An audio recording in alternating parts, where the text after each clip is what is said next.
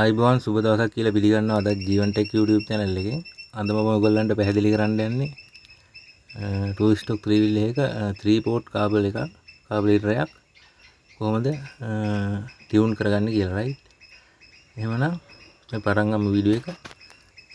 අපි මේක කරන්න අනිවාර්යෙන් ස්ටාර්ට් කරගෙන තමයි ටියුන් අප් කරගන්න ඕනේ right. මම ඒ ස්ටාර්ට් කරගත්තට පස්සේ මේක ටියුන් අප් කරගන්න ආකාරය මුලින් පැහැදිලි කරලා පෙන්නන්නම් right.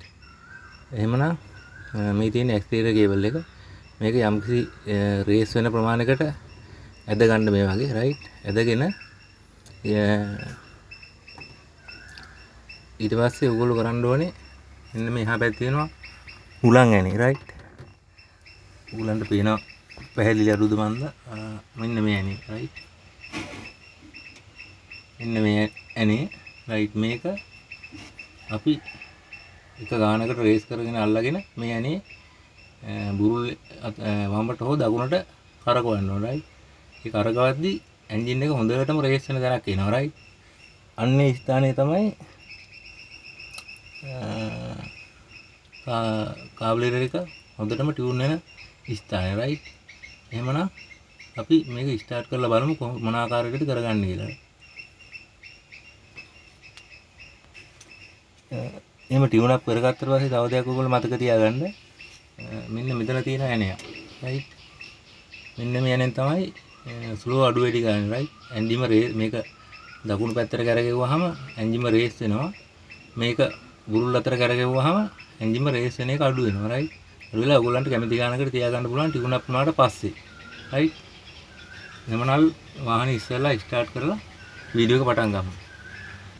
තවත් දෙයක් කියන්න ඕනේ ඔයගොල්ලන්ට මේ ටියුන් අප් කරද්දී අර කාබලේටර් එකේ තෙල් අරින වහන කූර පල්ලෙහාම කට්ටියට දාගන්න. ඒ කියන්නේ තෙල් අඩුම පිච්චෙන විදිහට කූර ඇඩ්ජස්ට් කරගන්න right. මම මේ වීඩියෝ එක කලින් අරගෙන ඇවිල්ලා තියෙන්නේ right. ඔයගොල්ලන්ට ඒක බලාගෙන පට්ට උඩට මාරු කරන ආකාරය බලා ගන්න පුළුවන්. එහෙමනම් අපි පටන් ගමු වීඩියෝ එක. right. එහෙමනම් දැන් අපි වාහනේ ස්ටාර්ට් කරලා තියෙන්නේ right. එහෙමනම් අපි මේක යම් වාහනේ රේස් කරගෙන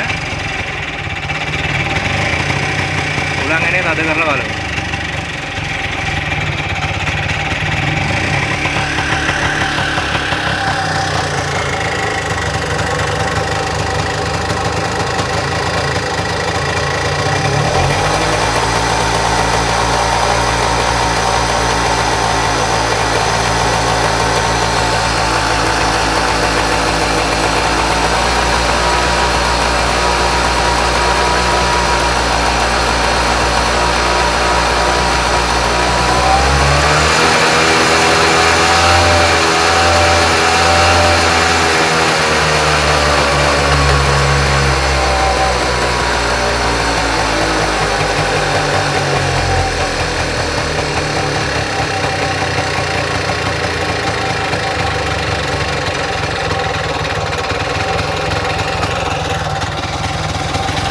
ඔන්න ඔය ආකාරයට තමයි උලන් ඇනේ කරකවලා කාබලේටරේ ඉදිස් කරගන්නේ right.